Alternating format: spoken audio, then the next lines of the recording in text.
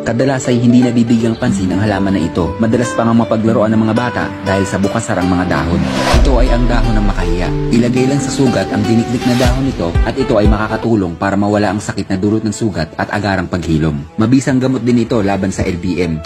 Maglaga lamang ng dahon at ugat nito. Kung mataas ang presyon ng dugo, uminom ng isang basong nilagang makahiya at makikita agad ang resulta. Kung ikaw ay stress sa maraming bagay-bagay at hirap makatulog, ito ang solusyon para maging relax at mahimbing ang iyong pagtulog. Magaling din makalinis ng daluyan ng hangin sa ating baga ang juice ng makahiya. Nirerekomenda ito sa taong dumaranas ng asma. Para naman sa namamagang kasukasuan dulot ng rayuma, magdiktik lang ng dahon at isapal sa namamagang parte hanggang kinabukasan. Ang labis na paglabas ng dugo sa babaeng nireregla naman ay mainam ang pinakulo ang dahon at ang ugat nito. Nakatutulong ito para maging normal ang menstruation. Dahil nga sa pambihirang antioxidants property na taglay nito, nagagawa niyang mapagaling ang sakit na almoranas at iba pang uri ng sugat sa ating katawan. Alternatibong gamot din ito sa taong may ulcer.